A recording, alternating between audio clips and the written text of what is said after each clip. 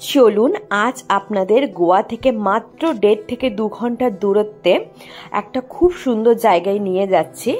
আপনারা গোয়াতে ঘুরতে এসেছেন আর এখানে এসে পাহাড় কিংবা ওয়াটারফলসের মজা নিতে চান, তাহলে আপনারা ডেফিনেটলি এই লোকেশনটা একবার ভিজিট করতে পারেন। রোড যেহেতু খুবই সুন্দর, আপনারা এখানে বাইক কিংবা নিজেদের কার নিয়ে আসতে পারেন।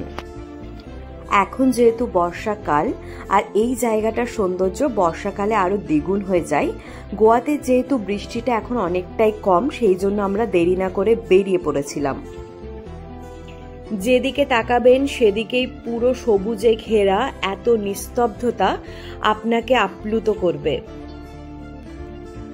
আমরা সিনেমায় যে সমস্ত বাড়ি দেখে থাকি অনেকটা সেই রকমের, চারিদিকে জঙ্গলে ঘেরা আর মাঝখানে ছোট্ট সবুজ একটা গ্রাম।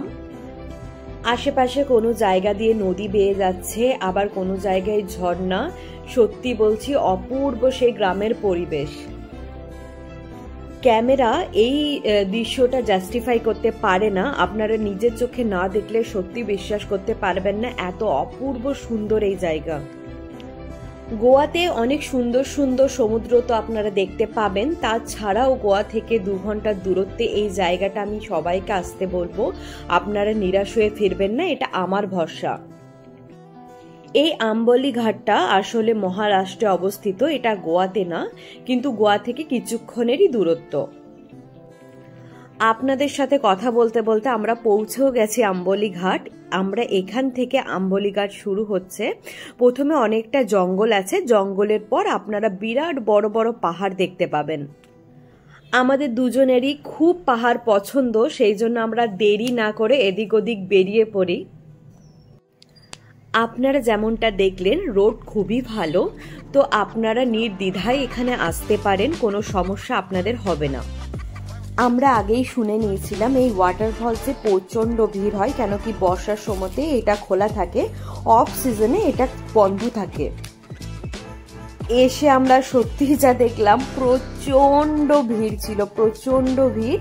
আর এখানে এন্ট্রি নিতে গেলে আপনাদের 10 টাকা করে দিতে হবে।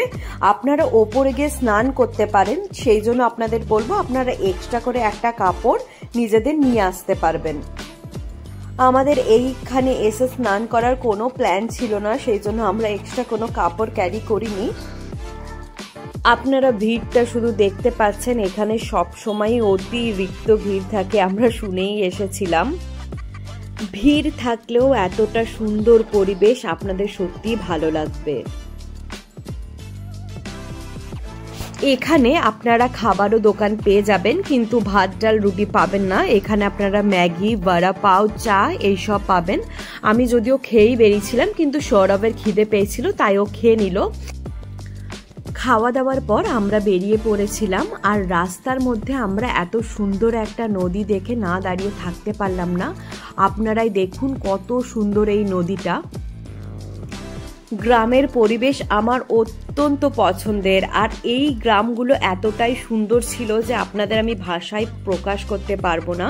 ক্যামেরাতে বোঝা যাচ্ছে না, কিন্তু নিজের চোখে আপনারা যদি দেখতেন তাহলে বুঝতে পারতেন কি অপূর্ব সুন্দর এই গ্রামগুলো।